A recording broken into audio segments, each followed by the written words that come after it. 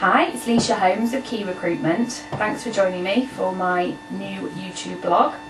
What I'm going to talk about today is something that I feel is quite inherent in all recruiters, but something that I feel is lacking in some of the feedback that I've been receiving whilst doing coaching and support for the last few months with Placement Recruitment Solutions, which works in partnership in providing coaching and support to out-of-work professionals and executives.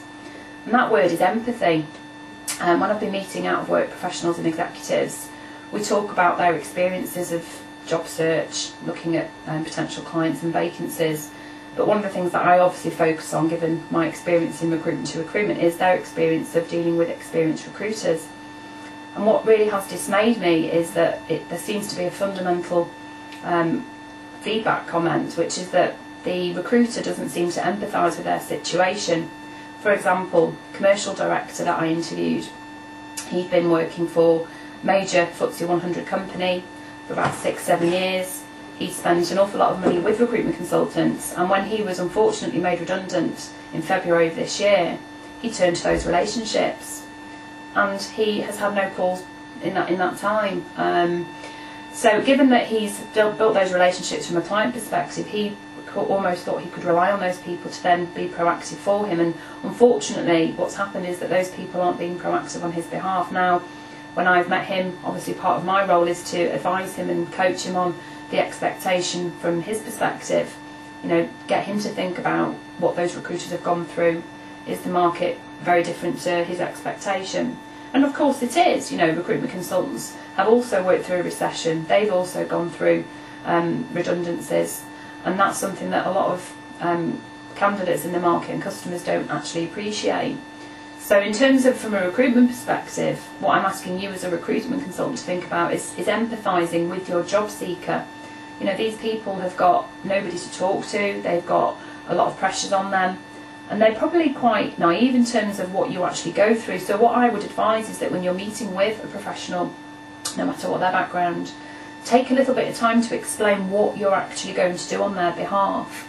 If they're responding to an advert, explain that you're obviously going to put their CV forward, you're going to speak to that client. If they're not right, just give them an email or a quick call back to say, I'm afraid you're not suitable. These are basic principles of recruitment, but as I say, it seems to be a fundamental factor in why people don't respect recruiters, because they're not getting that feedback. If you have got somebody of that calibre who's been a previous client, why can't you be proactive on their behalf? And if you are being, just let them know. Just ask them to update with you once a week so they know that you are acting on their behalf. If you're watching this as the recipient, i.e. as a candidate or as a customer, I want you to empathise with your recruiter.